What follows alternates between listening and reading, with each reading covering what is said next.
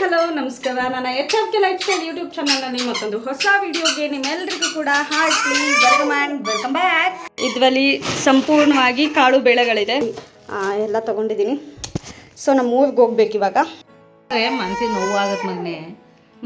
ಮದುವೆ ದಿನ ನಾನು ಫೋಟೋಗೆ ನಮ್ಮ ಅಮ್ಮನ ಕವ್ದು ಬೇಜಾರಾಗೋಯ್ತು. ಒಂದು ಅಳಂಗಿಲ್ಲ, ಒಂದು ಕಂಡೀಷನು ಅಳದ ನಾನು ವಿಡಿಯೋ ಮಾಡಲ್ಲ, ಅವಳು ಬರುತ್ತವ.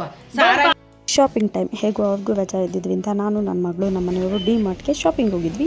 ಶಾಪಿಂಗ್ ಹೋದ್ರೆ ನಾವು ಮಂಗಗಳಾಗ್ತೀವೋ ಮಂಗಗಳು ಮಾಡ್ತೀವೋ ಗೊತ್ತಿಲ್ಲ. ಇಲ್ಲಿ ಅಪ್ಪನ ಮಗಳು ಯಾವಾಗಲೂ ಅಪ್ಪನ ಜೊತೆನೇ ಇರಬೇಕು. ಯಾವೆಲ್ಲ ನನ್ನ ಯೂಟ್ಯೂಬ್ ಚಾನಲ್ನ ಸಬ್ಸ್ಕ್ರೈಬ್ ಮಾಡ್ಕೊಂಡು ನೋಡ್ತಾ ಇದ್ದೀವಿ ಎಲ್ರಿಗೂ ಕೂಡ ಥ್ಯಾಂಕ್ ಯು ಸೊ ಮಚ್. ಹಾಗೆ ನೀವು ಯಾವೆಲ್ಲ ಸಬ್ಸ್ಕ್ರೈಬ್ ಮಾಡ್ಕೊಂಡಿಲ್ಲ ಪ್ಲೀಸ್ ಹೋಗಿ ಸಬ್ಸ್ಕ್ರೈಬ್ ಮಾಡ್ಕೊಳ್ಳಿ. ಹಾಗೆ ಪಕ್ಕದಲ್ಲಿ ಕಾಣೋ ಬೆಲ್ ಬಟನ್ ಕೂಡ ಕ್ಲಿಕ್ ಮಾಡಿ. ಹೀಗೆ ಮಾಡೋದ್ರಿಂದ ನಾನು ಮಾಡೋ ಎಲ್ಲ ವಿಡಿಯೋದ ಫಸ್ಟ್ ನೋಟಿಫಿಕೇಶನ್ ನಿಮಗೆ ಬರುತ್ತೆ. ಆ್ಯಂಡ್ ಈ ವಿಡಿಯೋ ಇಷ್ಟ ಆದರೆ ಲೈಕ್ ಮಾಡೋದನ್ನ ಮರಿಬೇಡಿ. ಹೋಪ್ ಎಲ್ಲರೂ ಚೆನ್ನಾಗಿದ್ದೀವಿ ಅಂದ್ಕೊಂಡು ಈ ವಿಡಿಯೋನ ಸ್ಟಾರ್ಟ್ ಮಾಡ್ತಾ ಇದ್ದೀನಿ.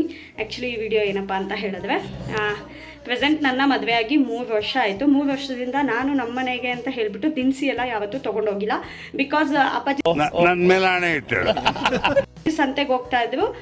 ನಾವು ಅಂದರೆ ಚಿಕ್ಕ ಪುಟ್ಟದು ಲೈಕ್ ವಾಷಿಂಗ್ ಮಿಷಿನ್ಗೆ ಏನಾದರೂ ಕಂಫರ್ಟ್ ಬೇಕು ಆ ಥರ ಎಲ್ಲ ತೊಗೊಂಡು ಹೋಗ್ತಾ ಇದ್ದೆ. ಬಟ್ ಕಾಳು ಬೇಳೆಗಳು ತರಕಾರಿ ಸೊಪ್ಪು ಆ ಥರ ಯಾವತ್ತೂ ತೊಗೊಂಡೋಗಿರಲಿಲ್ಲ 3 ವರ್ಷದಲ್ಲಿ.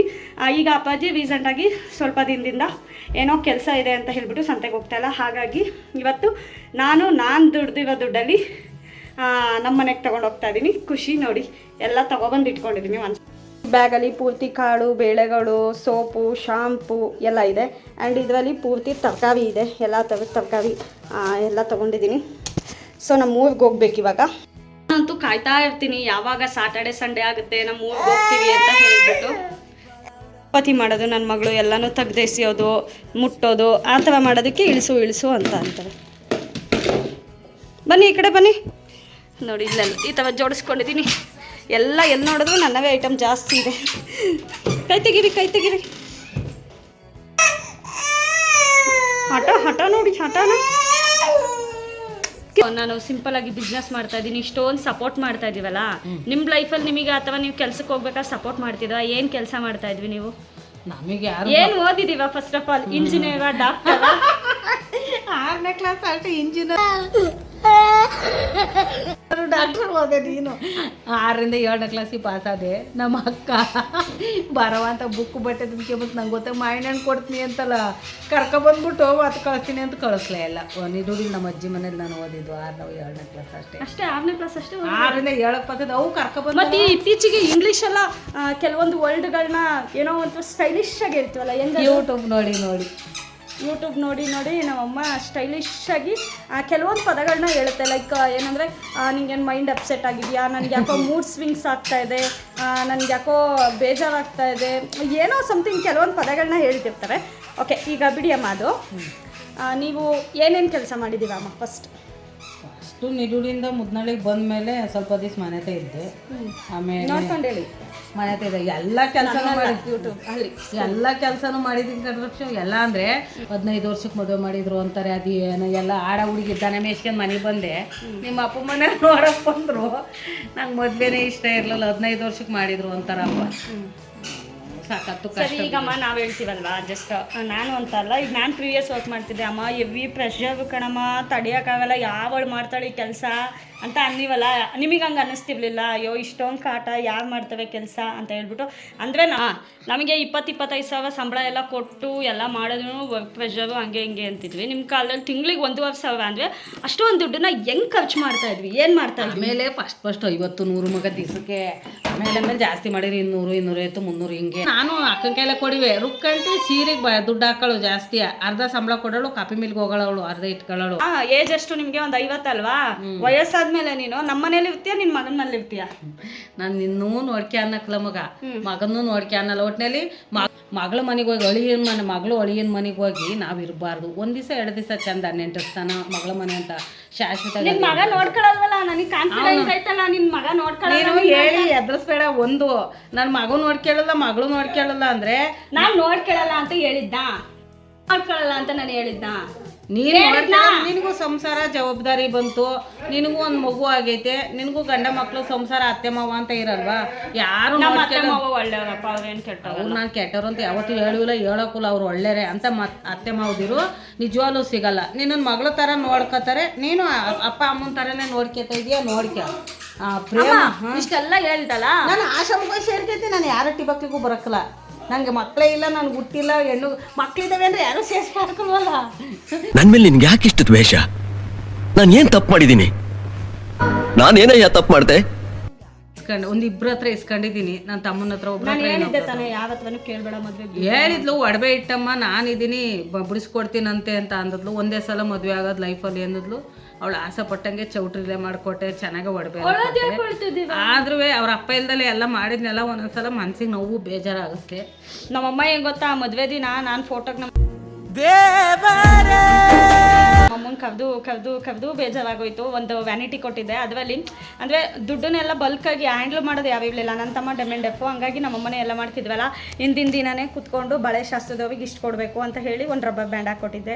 ಆ್ಯಂಡ್ ಫೋಟೋಗ್ರಾಫರ್ಗೆ ಇಷ್ಟು ಒಂದು ರಬ್ಬರ್ ಬ್ಯಾಂಡು, ಅಡುಗೆ ಭಟ್ರಿಗೆ ಇಷ್ಟು ರಬ್ಬರ್ ಬ್ಯಾಂಡು, ಆ್ಯಂಡ್ ಚೌಟ್ರಿಗೆ ಇಷ್ಟು, ಫ್ಲವರ್ ಡೆಕೋರೇಷನ್ಗೆ ಇಷ್ಟು ಅಂತ ಪ್ರತಿಯೊಂದಕ್ಕೂ ಕನ್ನಡದಲ್ಲಿ ಬರೆದು ನಮ್ಮಮ್ಮಂಗೆ ಇಂಗ್ಲೀಷ್ ಓದಕ್ಕೆ ಬರಲ್ಲ, ಹಂಗಾಗಿ ಕನ್ನಡದಲ್ಲಿ ಬರೆದು ಒಂದು ರಬ್ಬರ್ ಬ್ಯಾಂಡ್ ಹಾಕಿ ವ್ಯಾನಿಟಿ ಒಳಗೆ ಕೊಟ್ಟಿದ್ದೆ. ಆ ವ್ಯಾನಿಟಿ ಹೆಂಗೇನೆ ತಗೊಂಡು ಓಡಾಡೋವು. ನಿಜವಾಗ್ಲೂ ನನ್ನ ಮದುವೆ ನಮ್ಮಮ್ಮ ನಾನು ಅನ್ಕೊಂಡಾಗೆ ತುಂಬ ಚೆನ್ನಾಗಿ ಮಾಡಿಕೊಡ್ತು, ಅದು ಖುಷಿ. ಜನಗಳು ಆ ಟೈಮಲ್ಲಿ ನಮ್ಮನ್ನು ಹೆಂಗ ಆಡಿಸ್ಬಿಟ್ರು. ನಿಜ ಅಳ್ತಿದ್ಯಮ್ಮ, ಅಯ್ಯೋ. ಓಕೆ ಗೈಸ್, ಸಾರಿ, ನಮ್ಮಮ್ಮ ಅಳ್ತೈತೆ. ಅಳಂಗಿಲ್ಲ, ಒಂದು ಕಂಡೀಷನು, ಅಳದ ನಾನು ವಿಡಿಯೋ ಮಾಡಲ್ಲ. ಅವಳು ಬರುತ್ತವ. 2-3 ಜನ ನನ್ನ ಫ್ಯಾಮಿಲಿಲಿ ಕೇಳಿದೆ, ಅವ್ರು ಇಲ್ಲ ಅಂತ ಅಂದರು. ಈಗ ಅವ್ರ ಹೆಸ್ರು ಹೇಳೋಕ್ಕೆ ಇಷ್ಟಪಡೋಕ್ಕಲ್ಲ, ಅವ್ರಿಗೆ ನೋಡಿದ್ರೆ ಯೂಟ್ಯೂಬ್ ನೋಡಿದ್ರೆ ಗೊತ್ತಾಗುತ್ತೆ.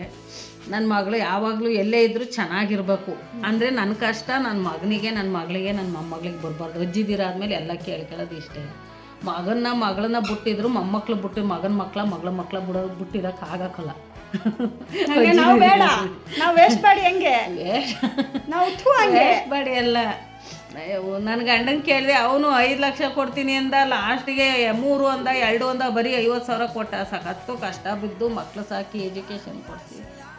ಅದು ನನ್ನ ಮದುವೆ ಸಾಲ ನಾನು ತೀರಿಸ್ಕೊಂಡು ನಿಮಗೆ ಹೆಲ್ಪ್ ಮಾಡಿದ್ರು ತಾನೆ, ಕಷ್ಟ ಕೊಡಲಿ ಹೆಲ್ಪ್ ಮಾಡಿದ್ಲು. ಆದರೂ ನನ್ನ ಮಗಳು ಏನೇನು ಬೇಕು ಅಂದ್ಲು ಅದೆಲ್ಲ ಮಾಡಿಸ್ಕೊಟ್ಟೆ.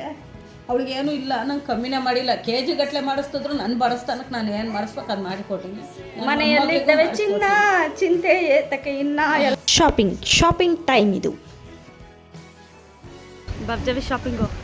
ಹಾಂ, ಏನೇನು ತಗೊಡ್ತೀರಾ? ಏನೆಲ್ಲ ತಗೊಳ್ಳಿ, ಏನು ತಗೊಡ್ತೀರಾ ಅಂತಂದರೆ. ಹಾಂ, ಕ್ಯಾಶ್ ಯಾವುದು? ಹಾಂ, ಕಾಸು ಯಾವುದು? ದುಡ್ಡು ಯಾರು ಹಾಕ್ಕೊಂಡು ಖರ್ಚು ಮಾಡೋದು. ಹಾಂ,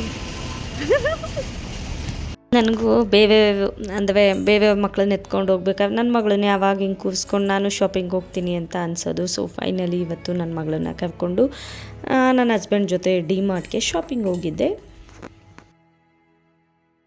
ಏನು ತೊಗೊಳೋದು ಬೇಡ, ಜಸ್ಟ್ ಪಾಪುಗೆ ಒಂದು ಸ್ವಲ್ಪ ಇಂಪ್ಮೆಂಟ್ ಡ್ರೆಸ್ ಬೇಕಿತ್ತು, ಅದು ತೊಗೊಳ್ಳೋಣ ಅಂತ ಬಂದು. ಸೊ ಫೈನಲಿ 1248 ರೂಪೀಸ್ ಬಿಲ್ ಆಯಿತು.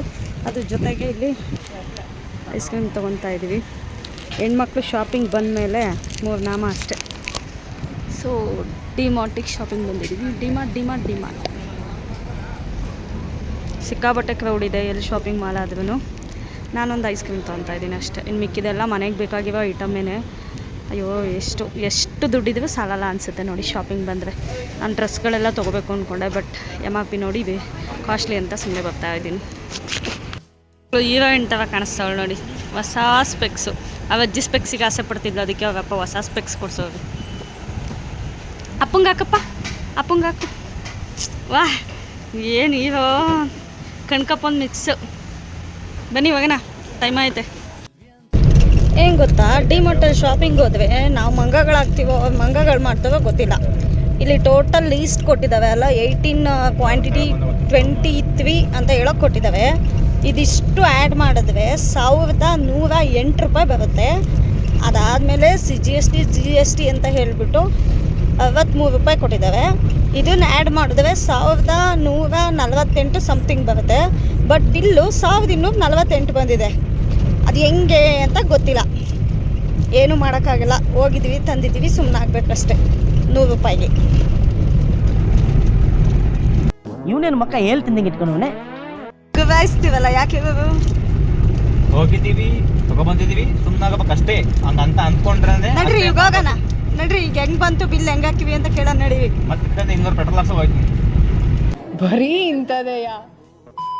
ಈಗ ನೋಡಿ 200 ರೂಪಾಯಿ ಪೆಟ್ರೋಲ್ ಹಾಕ್ಸೋಗಿ 100 ರೂಪಾಯಿ ಕೇಳೋದ. ಸುಮ್ಮನೆ ಮನೆಗೆ ಆರಾಮಾಗಿ ಹೋಗ್ಬೋದು ಅಷ್ಟೇ ಅಲ್ವಾ? Simple logic. ಇದು ಆಕ್ಚುಲಿ ಚೆನ್ನಾಗಿರೋದು. ಮಗಳಿಗೆ ನೋಡಿ ಏನು ಸ್ಟೈಲಾಗಿ ಕನ್ನಡಕ ಹಾಕೋತಾ ಇದ್ದಾಳೆ. ಸೊ ನಮ್ಮ ಊರಿಗೆ ಬಂದ್ವಿ, ಶಾಪಿಂಗ್ ಎಲ್ಲ ಮುಗಿಸ್ಕೊಂಡು ಬಂದಾಗ ಟೈಮ್ ಆಗಿತ್ತು ಅಂತ ಹೇಳಿದ್ದಾರೆ. ಊಟಕ್ಕೆ ಕೂತ್ಕೊಂಡ್ವಿ. ಅವ್ರ ಅಪ್ಪನ ಹತ್ರ ಕನ್ನಡಕ ಹಾಕು ಅಂತ ಹೇಳಿ ಹಾಕಿಸ್ಕೊತಾ ಇದ್ವು. ನಂಗೊಂದು ಇಷ್ಟ ಏನಂದರೆ ಫ್ಯಾಮಿಲಿ ಎಲ್ಲ ಜೊತೆ ಕೂತ್ಕೊಂಡು ಊಟ ಮಾಡೋದು. ಇದಾಗಿತ್ತು ನನ್ನ ಇವತ್ತಿನ vlog. Thank you so much for watching with lots of love. ಮತ್ತು ನೆಕ್ಸ್ಟ್ ವೀಡಿಯೋದಲ್ಲಿ ಸಿಗೋಣ. ಅಲ್ಲಿವರೆಗೂ take care, bye, love you all.